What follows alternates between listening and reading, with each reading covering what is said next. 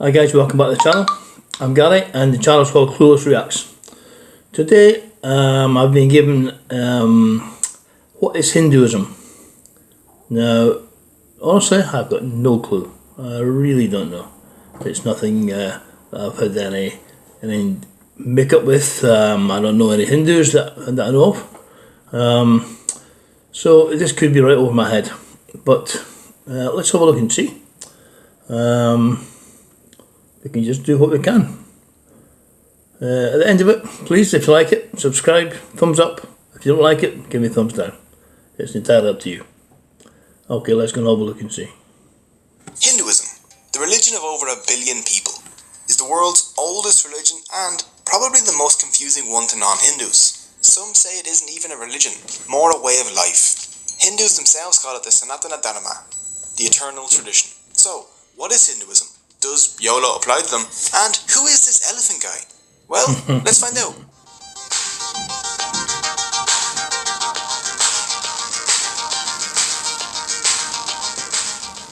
Hinduism is the world's oldest active religion. It's the result of the merging of the ancient Indus Valley civilization and the nomads that came into India around 1500 BC. Some scholars say it could even go back many more thousands of years. But we won't delve too deep into dates, because dates in Hinduism are very, very controversial. But one thing is certain.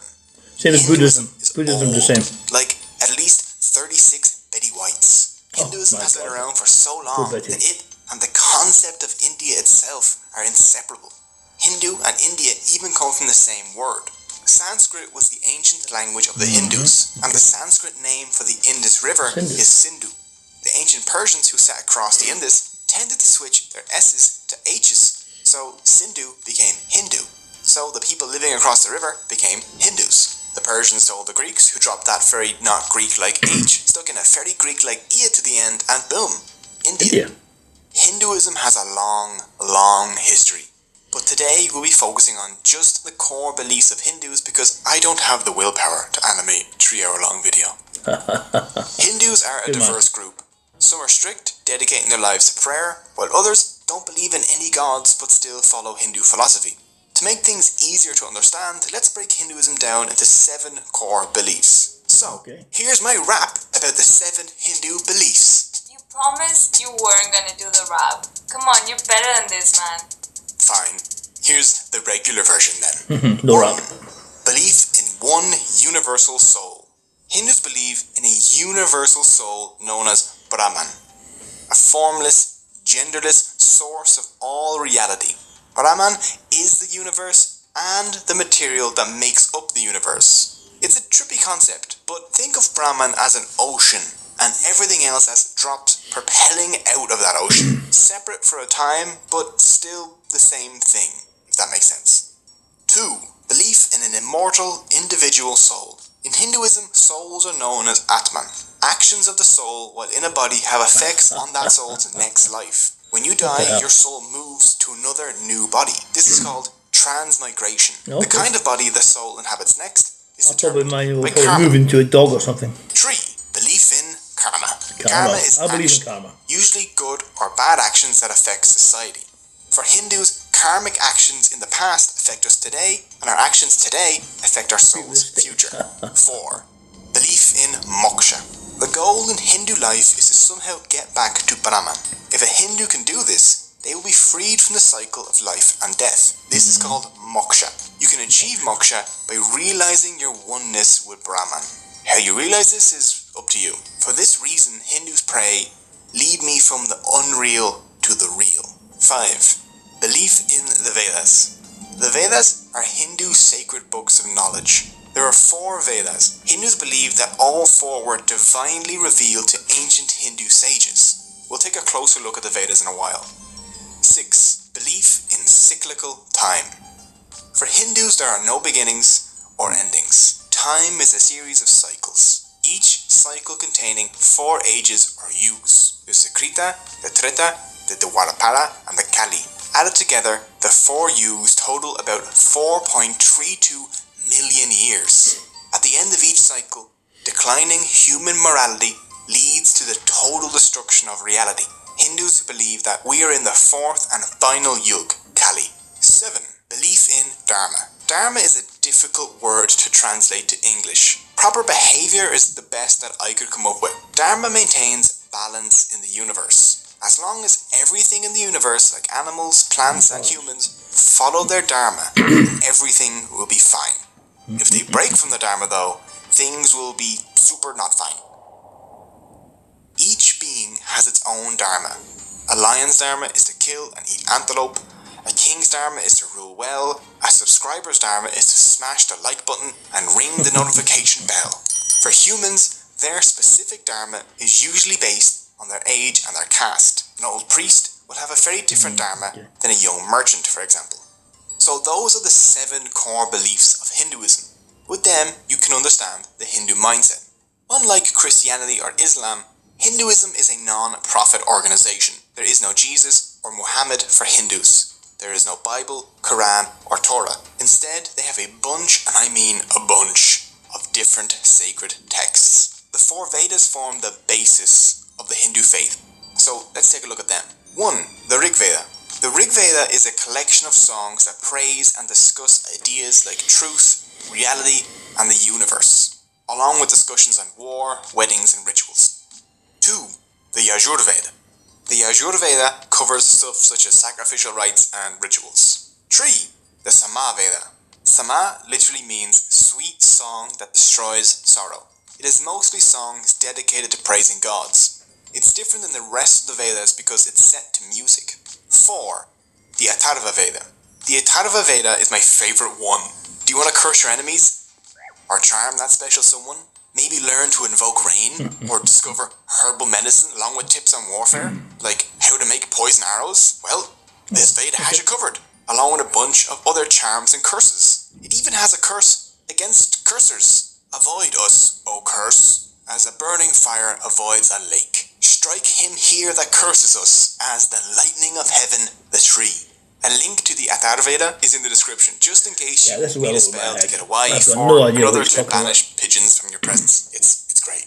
After the Vedas come the Upanishads, which are like a sequel that makes the original make much more sense. They were probably written down between 800 BC and 500 BC, during a time when some Hindus started to question the Vedas. Their ideas became the Upanishads. The Upanishads are books on philosophy, like we would expect from Plato or Aristotle. They're all about questioning, doubt, debate, and finding the answers to life's difficult questions. A theme in the Upanishads is that people are not their minds, or bodies, or egos, but their Atman. Your soul is you. Everything else is unreal and temporary. After the holy texts like the Vedas and the Upanishads are other less divine but still important texts. These include stuff like the Puranas, the Bhagavad Gita, and the Ramayana and the Mahabharata. The Puranas are like encyclopedias of Hindu beliefs. There are 18 well-known Puranas. The Puranas cover things from yoga, to army organization, to taxation, to the caste system, to hell, gods, and everything in between. The Bhagavad Gita, Gita for short, is one of Hinduism's most important texts. The Gita takes place on a battlefield where Arjuna, a great warrior, refuses to fight. Lord Krishna steps in to urge Arjuna to fight, and their discussion covers things such as Dharma and how to live your best life. Arjuna eventually fought after Lord Krishna taught him the truth about Dharma. As a member of the warrior caste, Arjuna's Dharma was to fight against evil. The lesson of the Gita is that everyone faces difficult choices, but they must act on them according to their Dharma, no matter how unpleasant. Along with all these philosophical texts, Hinduism has 2 the choices you make today will affect your life tomorrow. The Ramayana and the Mahabharata. The Ramayana, the earlier of the 2 texts, tells the story of Prince Rama. In the epic, you find out about his 14-year-long exile, the abduction of his wife Sita, his battle with the evil demon Ravana, and his awesome monkey sidekick Hanuman. The second epic, the Mahabharata, is the longest poem in the world.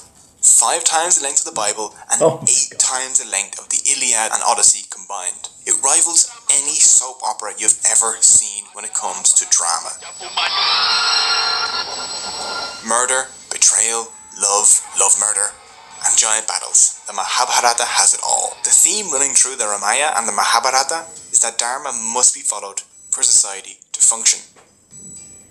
In Hinduism, there are 4 goals a person should aim for to have a good life. The first of these is dharma, followed by artha, the pursuit of prosperity and good reputation, kama, pleasure both in body and in mind, and moksha, the release from the cycles of rebirth. Hindus should practice artha and kama with dharma in order to achieve moksha. There are also 6 temptations Hindus should try and avoid. Kama, lust and materialism. This kama is different from the good kama mentioned above, I know. Next is kruda, which is anger. Lobha, which is greed. Moha, which is unrealistic attachment to things, people and power. Mada, which is pride. And matsarya, which is jealousy. By following their dharma and avoiding these 6 temptations, a Hindu can break the cycle of rebirth. But that's and life. have their soul Everything that's been mentioned back is life. into Brahman. What else is there apart from what But has even been though mentioned? everything comes from Brahman, who is the one real thing in Hinduism, Hindus do, after all, have thousands of gods. So let's take a look at them. First, there's Brahma, the creator. He created everything in the universe, but he is not the universe itself, because that's Brahman. They aren't the same thing. That last letter changes a lot, apparently. He has 4 heads. The heads face each of the 4 directions to represent the 4 Vedas, which he created, and the 4 yugas. He also holds a book, which represents knowledge. Oh, and he rides a giant swan, because he's just fancy. His consort is Saraswati, the goddess of learning. Vishnu, the preserver, is the second member of the Hindu trinity. He preserves the world created by Brahma until it is eventually destroyed by Shiva. He holds a discus, which he uses to cut down anyone that tries to mess with his dharma, along with a conch, which symbolizes victory and the 5 elements. Vishnu has many, many avatars, such as Krishna or Rama, who he uses to defend dharma on earth. Oh, and he rides a giant eagle named Garuda. Yeah. Vishnu has 2 consorts, the goddess Lakshmi and Bhudevi. Bhudevi is the earth goddess and Lakshmi is the goddess of good fortune and wealth. Next is Shiva the Destroyer, the 3rd member of the Hindu trinity. It's his job to destroy the universe in order to prepare for its renewal at the end of each cycle of time. The most identifiable of his features is his 3rd eye, which he almost always keeps closed. If he does open it and you're in front of him, then you will have your face melted off. When not unmaking existence, Shiva enjoys long walks with his bull named Nandi. Of course, yeah. This is very much a fictional. I don't know. It makes no sense to me, and it's almost like a kids' program. It's not being disrespectful to Hindus, but I find it completely random. There's nothing here that makes any sense. Everything's fictional.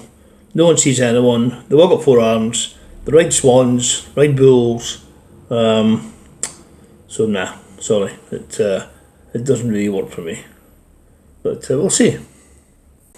At the end of the Kali Yuga, the 4th age of the world, Shiva will perform a dance that destroys the universe. Which is odd, because people have told me that my dance moves make them wish the world would end. So me and Shiva have quite a lot in common. Parvati and Sati are Shiva's consorts. Shiva also has 2 sons, Ganesha and Murugan.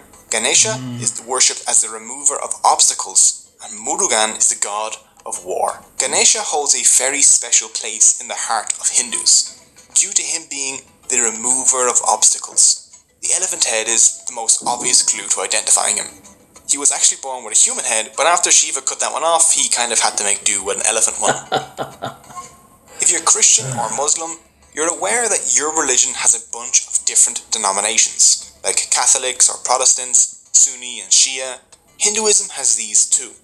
Hindus developed 4 major denominations, some of which have their own subdivisions. The Vaishnavas primarily worship Vishnu, and Shaivas primarily worship Shiva and his sons. Smartas follow sacred texts like the Puranas, the Ramayana and the Mahabharata, rather than the Vedas. They worship 5 gods and goddesses, Ganesha, Durga, Surya, Shiva, and a preferred avatar of Vishnu. Finally, Shaktas worship the goddess Devi. Shaktas see Devi as the ultimate and eternal reality, like a feminine Brahman. Even though there are all these variations and more, the core beliefs of Hindus remain mostly the same. Hindus believe that Dharma keeps the balance in the universe. If the scales between good and evil start tipping towards evil, then something needs to intervene to fix the universe's Dharma. This divine intervention is known as an avatar. The literal meaning of the word avatar is descent. Avatars are gods that descend to Earth to intervene whenever help is needed to restore Dharma. For example, when the Earth was dragged underneath the ocean, Vishnu descended to Earth as the avatar Varaha, a boar, and dragged the Earth back out. In other cases, Vishnu was born on Earth as a human avatar like Rama or Krishna, where he spent his avatar's life fixing Dharma. So, the caste system. If you only know one thing about Hinduism, this is probably it. People see it as an oppressive system that locks people in place based on their birth. And for a huge part of history, that's what it's been, unfortunately. Let's do a quick explanation of what the caste system is. In Hinduism, there are 4 castes or classes that you can be born into. There's the Brahmin, the priest, the Kshatriyas, the warriors, the Vaishyas, the traders, and the Shudras, the manual labourers. The main basis for the caste system can be found in the Bhagavad Gita and the Rig Veda. Krishna says in the Gita, "I have created a 4-fold system in order to distinguish among one's qualities and functions." The Rig Veda also refers to the 4 castes. It says humans were created from parts of the god Purusha, the Brahmin from his face, the Kshatriya from his arms, the Vaishya his thighs, and the Shudra his feet. This system was supposed to assign people functions based on their abilities, not their birth. If someone had the qualities of a Brahmin or a Vaishya, they could fill those roles. The Gita didn't restrict movement among castes, and the caste system functioned as intended for a while, until a document known as the Laws of Manu came about around the 5th century BC, popularly referred to as the Manusmriti. They created hard rules for Hindu life. 2 rules presented in it contributed to the way the caste system turned out. Manu states that the Brahmin were the lords of all castes, and he forbid moving among the castes. The caste you were born into was now the caste you're stuck in. If you give humans a hierarchy, they'll exploit it, and things will go sour pretty quickly. As time passed, Hindus began thinking in terms of upper and lower castes. Soon, cleaning toilets, tanning leather, and dealing with meat products were thought to be impure. The people doing those jobs became untouchables, the lowest of the low, a people without caste. And the rest is history. The modern world has brought many changes though. Now Hindus mix freely while working together in the same businesses, attending the same schools, and generally just living together. But when it comes to marriage, many Hindus still stick to their own caste. But this too is changing, and on Hindu dating websites you can actually see people list a non-preference for caste. It'll say, caste no bar. So, those are the basics of Hinduism. It isn't even close to covering everything. One video simply can't do it. Hinduism is too diverse, too deep, and means too many different things to different people. But learning even the basics of this fascinating and ancient religion gives us an insight into the worldview of over 1 billion people. And I hope you enjoyed it. You can find all the sources used in the description below. If you would like to follow your correct Dharma, then please subscribe. If you're interested in supporting the channel, there are links to my t-shirt store and Patreon also in the description. Thank you so much for watching. Well, what do I say to that? Like I said in the beginning, completely over my head. I had no idea what it was all about. I will watch it again to try and understand better, but it's like 20 minutes from my life that I'll never get back. From a layman's terms, it was pure fantasy. Elephant heads, you know, for a normal person it's very difficult to understand. And I'm not even Christian, you know. I'm quite atheist, but I find that religions like this are very difficult for the normal person to understand. I think it's something that you need to be born into, and you need to be schooled in this type of thing. 20 minutes for me doesn't do justice. I would need to watch this 2 or 3 times in parts. You know, I'll do 10 minutes at a time and rewatch it again. So anyway, that's my my take on this this religion. I can't say it. I'm quite lost for words. Still, if you like it, subscribe, please. Thumbs up. Share to your friends. Try to grow the channel. And until then, I'll see you next time. Farewell.